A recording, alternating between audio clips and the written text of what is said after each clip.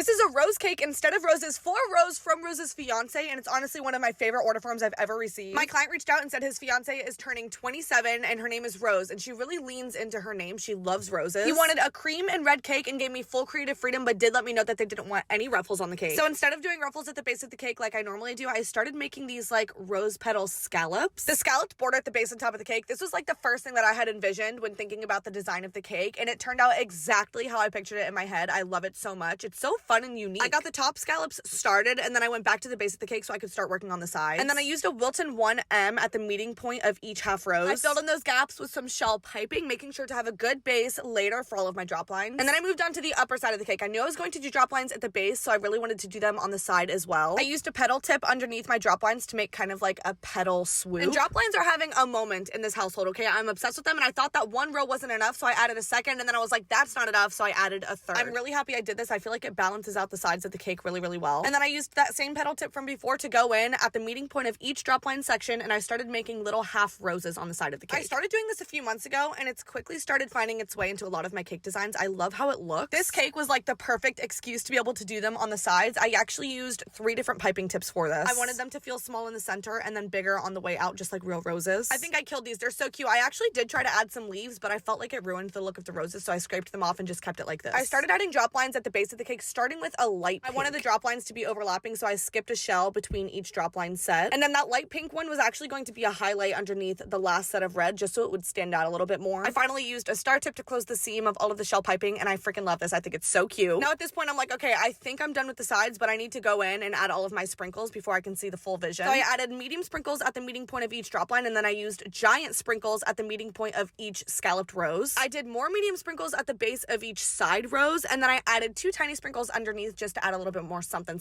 I patted myself on the back because the sides looked absolutely freaking perfect, and then I went back to the top to finish it off. I wanted it to look like a giant rose on the outside when you're looking at it from above, and I really think I achieved that with more petals. Closed up the raw edges with the shell border, and then I tried to write happy 27th rose 3 separate times. I finally got it on the 3rd go around, and then I added more sprinkles to the top using medium and tiny sprinkles. I swear the sprinkles brought this entire cake together. Without them, I wouldn't love it as much as I do. But you guys, after adding the edible glitter, I'm like, oh my gosh. I can confidently say this is some of my best work. I am so obsessed with the uniqueness of this design. I feel like it's such a perfect blend of my signature style and roses. I love it so much. I hope my client loved it. I hope you guys love it. I hope you have the best day. Okay, love you, bye.